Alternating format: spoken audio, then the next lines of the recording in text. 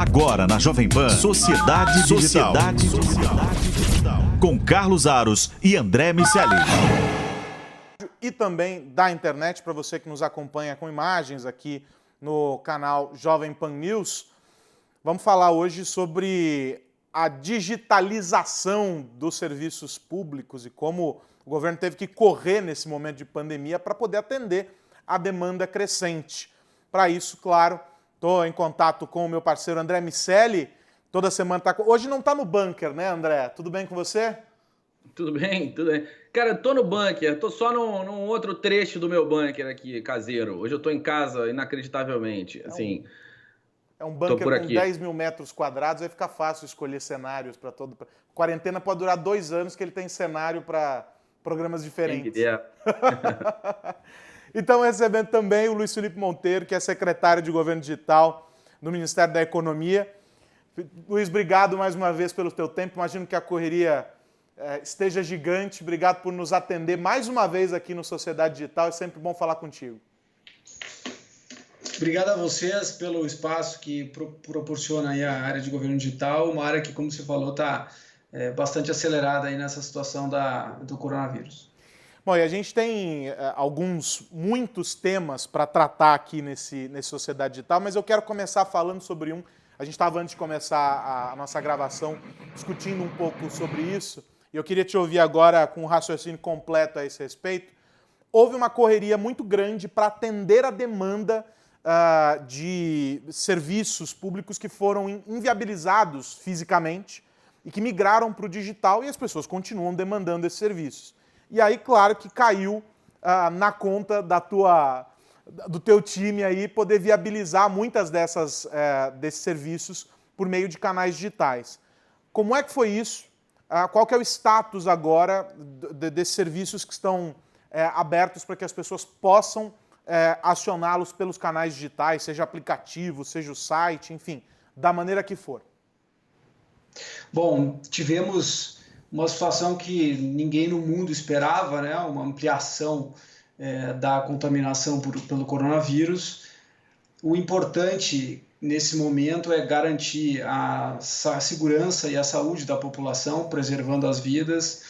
O governo atuou rapidamente em mobilizar via Ministério da Saúde, via Secretarias de Saúde estaduais, em coordenar as ações relativas à saúde da população, e nós, do Ministério da Economia, especificamente da área de governo digital, tivemos que garantir que os direitos e os deveres, ou seja, os serviços públicos que o cidadão tanto precisa e que agora, por uma razão específica da coronavírus, não estão disponíveis em canais presenciais, que eles também estivessem disponíveis prontamente por meio dos canais digitais. Foi um desafio grande, mas o que eu posso acrescentar é que nós nos preparamos, não especificamente para o coronavírus, mas nos preparamos para uma aceleração da transformação digital. A população brasileira já está relativamente bem digitalizada, né? Como eu já costumo dizer, a 4ª maior população do mundo de usuários de internet. E nós, no governo, vimos desde 2019 numa crescente, criando mais serviços digitais, integrando bases de dados, consolidando os canais digitais do governo. E agora, a partir de março, essa agenda foi acelerada. Então, os times estão trabalhando 24 horas por 7 dias por semana, final de semana. Então, as equipes estão muito dedicadas em acelerar essa transformação, porque o Estado não pode ser parte do sofrimento da população. O Estado tem que ser parte da solução. E a área digital realmente se mobilizou para que a gente estivesse do lado da solução, entregando serviços públicos e políticas públicas importantes nesse momento de pandemia. Ô Luiz, antes de passar a bola para o André, só uma curiosidade, saber se vocês já têm esses números ou se terão em breve, o quanto era demandado, né, o acesso por meio digital de alguns serviços que vocês viabilizam pelo Ministério da Economia e quanto está hoje sendo demandado. Vocês têm já esse comparativo, sei lá, o mesmo período do ano passado para hoje, ou ainda estão elaborando isso?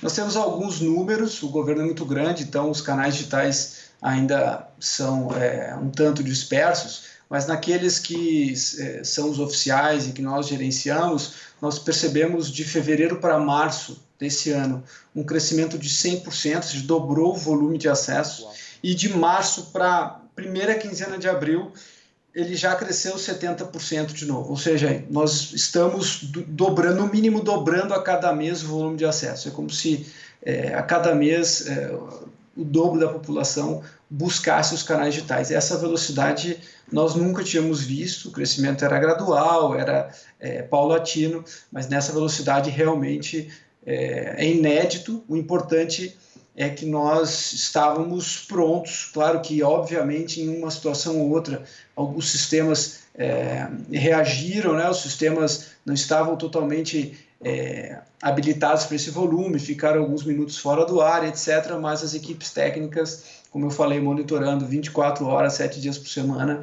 conseguiram rapidamente restabelecer essas condições para que o cidadão, nesse volume, acesse os serviços digitais. André. Bom, Felipe, prazer falar com você mais uma vez. Faço minhas as palavras do Aros. É sempre muito bom entender o que o governo está fazendo acerca de tudo que é digital, porque, no fim das contas, isso é falar da sociedade, sem fazer nenhum trocadilho com o título do nosso programa. É realmente aquilo que a gente acredita e o que a gente vê acontecer na prática, o quanto o digital e a sociedade são cada vez mais uma coisa só. Eu queria te fazer duas perguntas. Queria te perguntar, primeiro, o que já estava disponível, que a população começou a acessar mais via ambientes digitais, e o que não estava disponível, mas vocês colocaram no ar nesses 2 meses, aí, arredondando, de problemas? Bom, nós tínhamos até o final de 2019, ou seja, durante o período de 2019, nós fizemos a transformação digital de 515 serviços públicos durante o ano.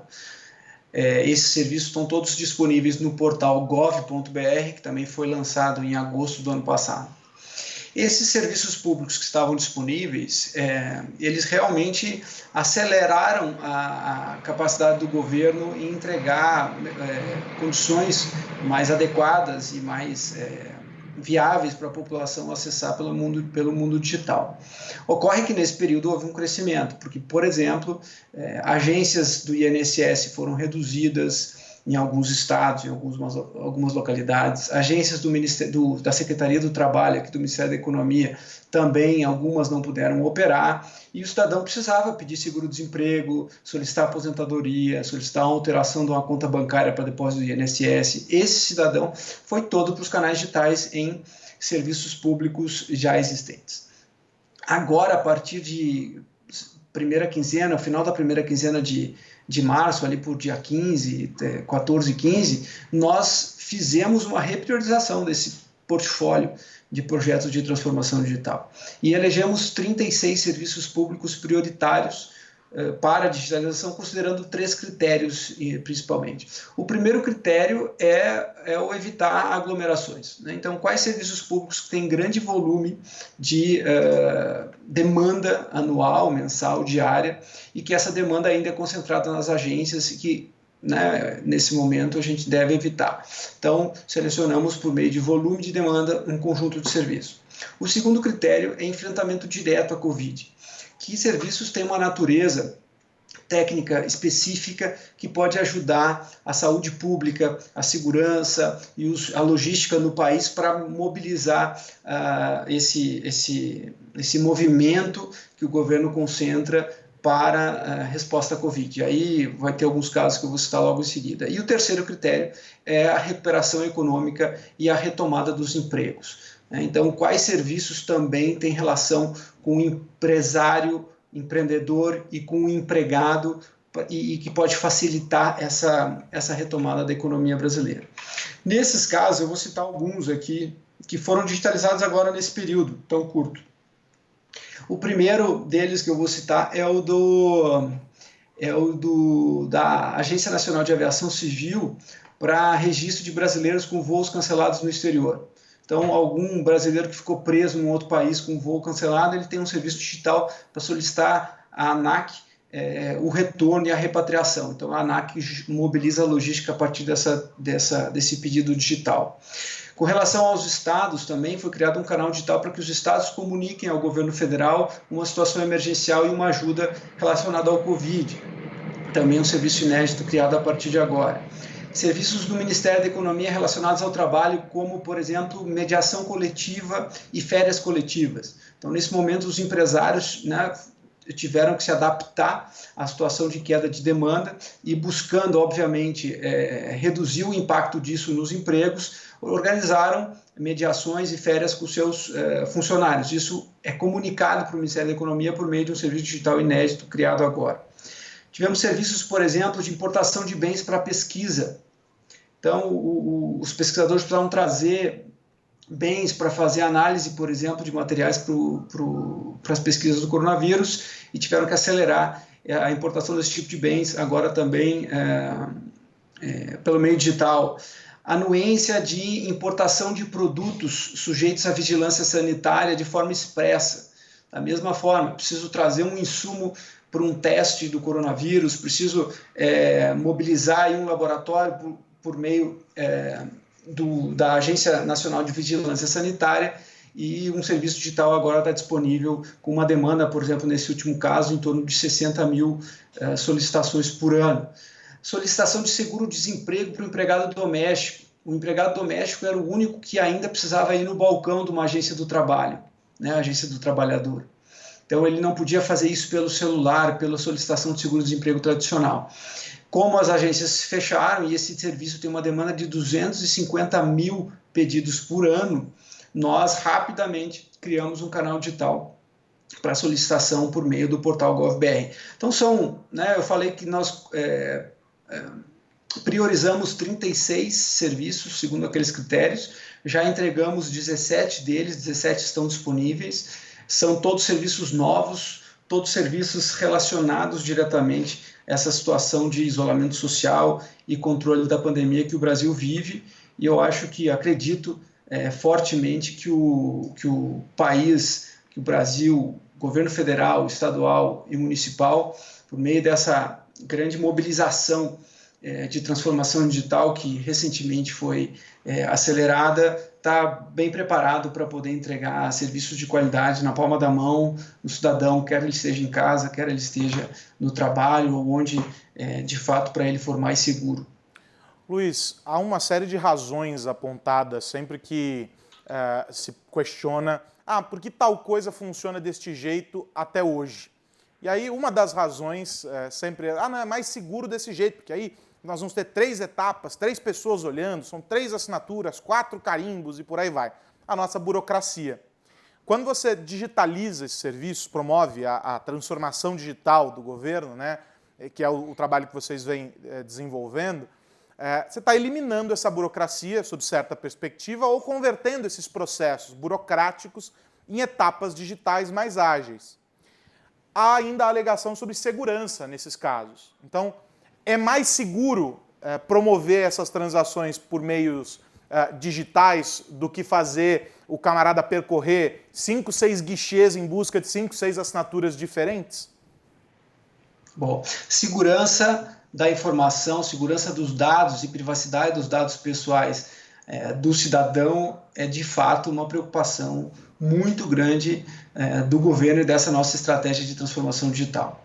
É importante a gente entender que o cidadão já está digitalizado, que ele já está realizando uma série de transações pelo mundo digital e que o governo não pode ficar fora dessa.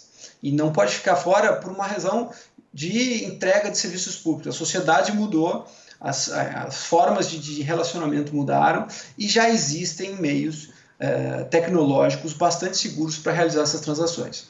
Há pouco tempo atrás a gente não pensaria em fazer um saque de dinheiro, uma transferência de recursos sem uma agência bancária. Hoje a geração que está se inserindo no sistema financeiro sequer sabe o que é entrar numa agência bancária. O mesmo tem que acontecer com o governo. Então, se o nosso bem mais precioso, que é a nossa conta bancária e o nosso salário mensal está lá protegido e acessível por um canal digital, também estarão os serviços públicos protegidos, devem estar os serviços públicos protegidos da mesma forma. O que a gente está utilizando? Primeiro, quebrar esse dogma, né? Quebrar essa essa lenda de que o serviço público é menos digital, é menos seguro que o presencial. A gente entende que quando a gente padroniza os processos, digitaliza, ou seja, automatiza os processos, a gente tem uma queda bastante grande no nível de exposição a fraudes, por exemplo, porque passam os algoritmos e os sistemas a decidir e não mais um agente público ou terceirizado que está no balcão atendendo o cidadão. Então a gente tem uma melhora na relação serviço público e fraudes e corrupção. A gente também tem uma melhora na identificação precisa do cidadão, porque aquele cidadão que, de má fé, hoje consegue fraudar ou alterar um documento em papel e se apresentar em nome de outro para fazer algum tipo de serviço público, no mundo digital isso é muito mais difícil se você utilizar as proteções de segurança como nós estamos utilizando no governo. Então, checar, por exemplo, as informações desse cidadão nas bases de dados de governo, fazer verificações com duplo fator de autenticação por meio do celular do cidadão, por meio do e-mail. Hoje nós estamos terminando uma implementação que aí em primeira mão vou informar a vocês, que é para autenticação usando biometria facial. Então a gente pode, já fazemos isso, estamos lançando agora para o portal GovBR, o cidadão por meio de imagens biométricas validadas em bancos de dados de governo, a gente checar exatamente quem é ele, a precisão é de 99,9%. Também temos uma opção com o sistema financeiro que devemos lançar a partir da semana que vem. Se esse cidadão já passou por alguma checagem presencial em um banco, por exemplo, Banco do Brasil, Caixa, entre outros, a gente pode fazer, a gente comunica o sistema de autenticação do governo com o sistema de autenticação do sistema financeiro e confirma, ele é quem ele está dizendo se o sistema financeiro nos disser, que é um sistema altamente regulado e bastante seguro, reconhecidamente seguro no Brasil. Se o sistema financeiro nos disser, esse cidadão é ele mesmo, ele movimenta, tem uma conta bancária aqui no banco e nós já tivemos relacionamento presencial, já verificamos que ele é ele, o governo confia e entrega serviços. Então tem uma série de mecanismos hoje de trocas de dados e verificações que fazem com que o sistema nos meios digitais sejam bem mais seguros, bastante mais seguros que o atendimento presencial. Diga lá, André. Felipe, a gente tem assistido no nosso mundo pré-coronavírus a ascensão de alguns países que não estão no mapa dos benchmarks de governo tradicionalmente e no exemplo específico que eu vou citar aqui, a Estônia, não está no mapa nem da inovação no sentido de startup, geração de unicórnios, é claro, vem ganhando espaço, mas não é tradicionalmente um país associado à tecnologia. Dos países que estão lidando com a pandemia, quem tem se saído bem através de recursos digitais? Quais foram os serviços que esses países lançaram que a gente pode lançar também? Como está acontecendo essa articulação entre países e no sentido de escolher os serviços que a população vai receber? Os países eles têm realidades muito distintas do ponto de vista dos seus sistemas, das suas estruturas e sistemas democráticos, né? Você tem países, a tecnologia está disponível praticamente para todos, mas você tem países onde o acesso a dados e a proteção da privacidade do cidadão é menos considerada, então eles conseguem impor mais tecnologia. Isso tem acontecido, por exemplo, na China, com verificação biométrica a partir de câmeras de segurança. Singapura realizou um bom projeto que foi bastante divulgado no mundo, que chama Trace Together, onde você, por meio de tecnologia Bluetooth, consegue identificar se um cidadão contaminado, com quem ele teve contato nos últimos dias ou na última semana, e poder notificar esse cidadão, esses contatos, para que eles façam o teste. Só que essas ações, no caso do governo brasileiro, apesar da tecnologia estar disponível, a gente tem que analisar elas muito profundamente do ponto de vista da privacidade. Então nós estamos tendo muito cuidado em avaliar essas situações que na maioria das vezes envolvem algum nível de monitoramento. para que a gente não tenha, para que o remédio de uso de tecnologia em resposta à Covid seja duro demais e passe a gerar algum risco de proteção e privacidade de dados para o cidadão. Então, esse é um ponto das diferenças entre os países. Singapura despontou, os países asiáticos começaram mais cedo, então tiveram as inovações, tiveram um problema, enfrentaram o problema mais cedo.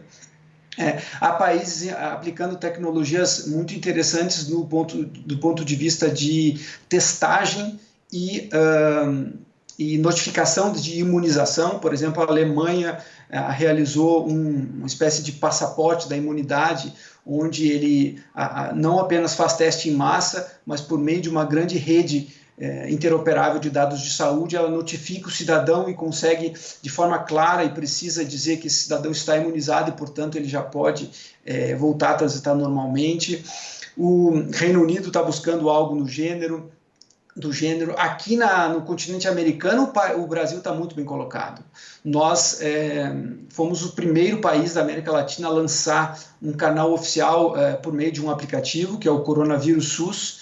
É um aplicativo que teve um enorme volume de acessos e ele está tendo novas versões a cada semana. A equipe do Ministério da Saúde é muito ágil em produzir tecnologia. Esse aplicativo não apenas informa, como faz um pré-diagnóstico, indica quais são as unidades de saúde mais próximas, dá uma série de informações para o cidadão, como também já está sendo usado em outros países. Então, logo que nós lançamos, outros países nos procuraram da América Latina, nós abrimos o código-fonte está aberto agora, inclusive, para qualquer cidadão, e esse código-fonte agora está sendo adaptado em outros países aqui da América Latina. Luiz, Oi, desculpe. Eu só queria pegar o gancho nessa história do aplicativo, para não perder o fio, desculpe me interrompê-lo. Você citou o exemplo da Alemanha com a integração dos dados de saúde e citou agora o nosso aplicativo, que de fato é excelente e é a fonte mais confiável para que as pessoas procurem referências a respeito da doença, sintomas e afins. Por que é que nós temos ainda uma dificuldade grande em conectar os dados em escala nacional de saúde? A gente vê... não só no caso desses dados que ficam mais em evidência, por exemplo, número de casos confirmados da doença, número de mortes, mas os dados que compõem todo o macro de inteligência sobre a saúde brasileira, que poderiam ser fundamentais nesse momento para o combate à pandemia e, claro, em definições sobre políticas de saúde. Por que ainda é tão difícil promover essa integração de dados? Você mencionou a equipe do Ministério da Saúde, de fato eles estão de parabéns, mas há ainda muitas dificuldades nesse sentido. Por que isso acontece? Qual que é a tua visão a respeito? Bom, primeiro nós estamos falando de um país que é um continente, né? O tamanho do Brasil é incrível e não é incomparável. A Estônia é um bairro de São Paulo, né?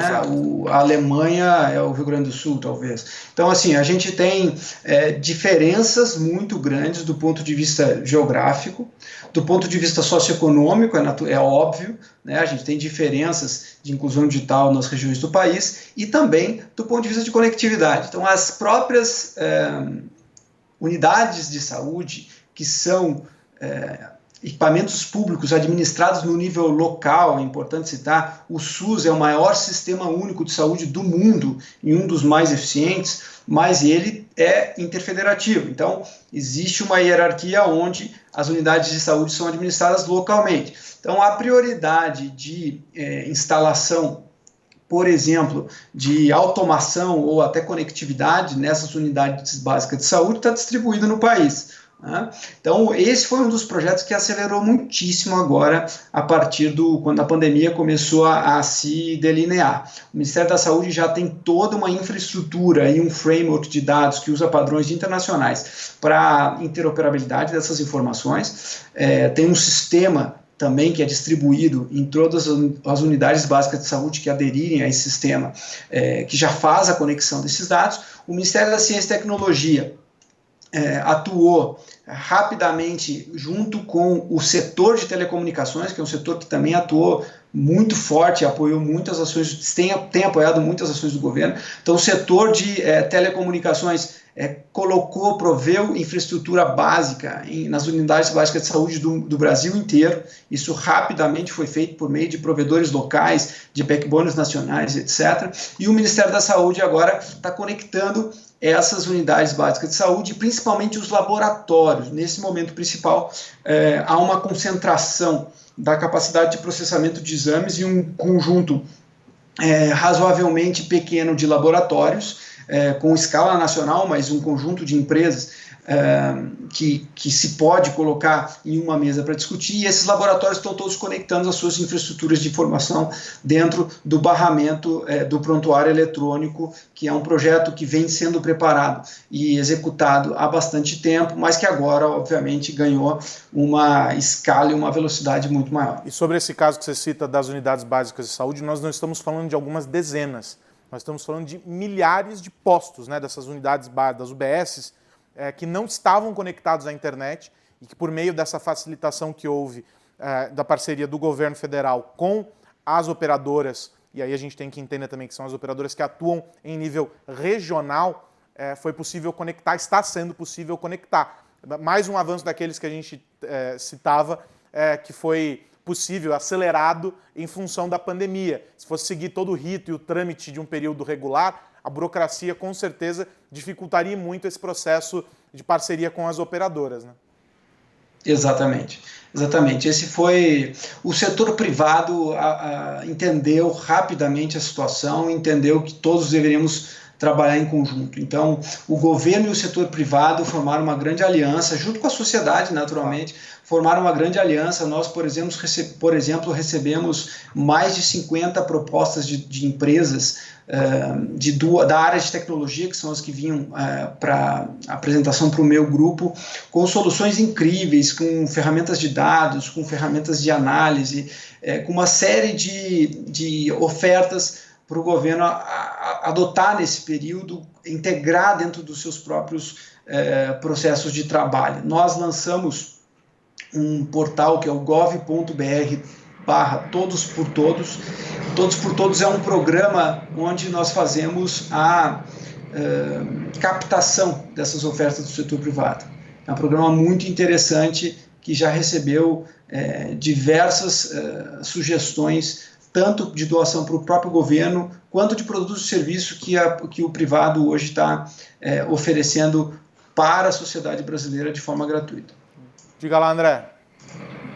Estou ouvindo eles falar da evolução e dos serviços que foram disponibilizados para o cidadão. É uma evolução clara no que o governo tem feito e tem entregue em relação a eGov, né, todas as estruturas que compõem o framework de um governo digital, e a integração dos serviços e disponibilização desses serviços num único portal foi quase que o cartão de visitas, pelo menos para a sociedade, dessa gestão. O que vocês estão fazendo por trás? O que vocês têm feito de análise de dados que vai poder ajudar no combate ao Covid com a utilização de informação? Tem um grupo específico de cientistas de dados trabalhando hoje na resposta ao Covid em diferentes áreas do governo, né? Obviamente, na saúde, o grupo trata dados recebidos dos governos estaduais e das entidades que operam o sistema de saúde para analisar o perfil dessa pandemia em diferentes locais do Brasil, em diferentes condições socioeconômicas da geografia brasileira. Do ponto de vista de logística, nós temos um trabalho dentro do Ministério da Infraestrutura, por exemplo, muito importante de cadeias de suprimento, né, analisar as cadeias de suprimento desses bens hoje essenciais para a resposta à crise, no aspecto dos hospitais que foram criados, né, emergencialmente para suportar e aumentar a capacidade de leitos. usamos ferramentas de dados e ferramentas também de análise preditiva, né, para que a gente consiga entender qual é a quantidade de insumos, quantidade de profissionais, como é que a gente controla essa cadeia de fornecimento para que ela consiga abastecer esse hospital criado em questão de semanas. Nós tivemos também um trabalho de dados muito, muito intenso no auxílio emergencial. O auxílio emergencial dos R$600, né, que é a lei que habilita trabalhadores informais e trabalhadores de baixa renda para receber um auxílio do governo por 3 meses enquanto a pandemia ocorre. Só para vocês terem uma ideia de o que teve de cruzamento de dados em pouco mais de 20 dias, nós já processamos e pagamos benefícios para 43 milhões de brasileiros que fazem parte de 35 milhões de famílias. Entendemos que até o momento foi possível impactar, considerando os dados projetados do tamanho de famílias desses brasileiros no país, 41% da população brasileira já recebeu, já foi impactada diretamente por meio desse benefício que foi idealizado, foi votado pelo Congresso Brasileiro, foi implementado e pago por meio do Ministério da Cidadania, da Dataprev e da Caixa Econômica Federal e do Ministério da Economia em pouco mais de 20 dias. A quantidade de cruzamento de dados que foi necessário fazer é incrível, é um case mundial, poucos países tiveram tanta agilidade para cruzar informações, fazer um cadastro, por exemplo, de milhares de brasileiros por meio de um aplicativo e conseguir distribuir algo que é uma das maiores ações de distribuição de renda do mundo que se tem notícia. Luiz, a gente precisa encerrar, mas eu quero ouvi-lo 30 segundos sobre esse tópico. Você que promove a transformação digital, né, no governo federal, está trabalhando nisso, que acompanha esse processo e as dificuldades que surgem pelo caminho, seja no governo, e elas são talvez maiores no governo do que no setor privado. O que dá para tirar de lição disso aqui e projetar o que será a cultura digital e talvez até a educação digital do brasileiro quando esse processo mais intenso de digitalização passar, né, o pós-coronavírus? Rapidamente, se você puder comentar a respeito disso para a gente fechar. Bom, a sociedade se viu de forma emergencial colocada numa situação onde o digital é a única saída.